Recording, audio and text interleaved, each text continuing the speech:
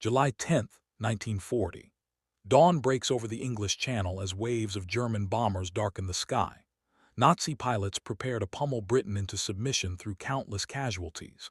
This is the Battle of Britain, the first Allied campaign in history, and the fate of Western civilization hangs on a few hundred pilots in outdated planes. But let's change one thing. Instead of a few hundred tin cans tearing through the sky at twice the speed of sound is something no one understands. A Lockheed Martin F-35 Lightning II dropped into a battle it was never supposed to be a part of. So, what happens when the most advanced fighter jet on Earth is unleashed during one of history's most pivotal air battles? Can it single-handedly save Britain from the Nazi war machine? Or is it just one flying computer against over 2,500 German aircraft?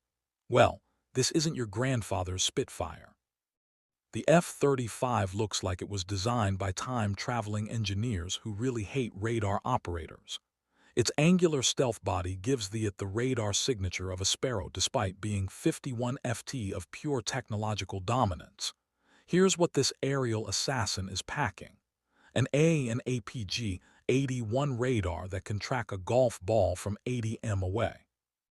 AIM 120 AM RAM missiles that can delete enemy aircraft from 30+ miles away before the pilots even know death is coming. And AIM 9X sidewinders that can lock onto engine heat and pull 60 turns to chase down anything stupid enough to try running. On top of this, the F-35's brain is pure science fiction to 1940. It's got 6 infrared cameras that give the pilot 360 degrees vision. He can literally see through the floor of his own aircraft. The helmet-mounted display means wherever the pilot looks, the plane can shoot. It's pretty much like they're wearing a 15000 lb flying exoskeleton. Powered by a Pratt & Whitney engine pushing out 43,000 lb of thrust, this thing hits Mach 1.6, while the fastest German fighter maxes out at 370 mph. That's like racing a Formula One car against a bicycle. Oh, and it's invisible. Well, practically. The F-35's stealth coating and shape make it nearly undetectable to radar. In 1940, British chain-home radar operates at frequencies so primitive they'd struggled to spot this thing if it flew right above them. Well, until the shock wave hit. The internal 25 rotary cannon spits out shells the size of beer bottles at 3,300 rounds per minute. One trigger squeeze turns a messmate into confetti. But here's the thing. Hermann Göring's Luftwaffe isn't here to play games. They're bringing 4 massive air fleets with over 2550 aircraft. We're talking about the pilots who just conquered Poland, Norway, and France. The Lightning is a tough adversary, but these are the most experienced combat aviators on the planet, and there are over 2,500 of them.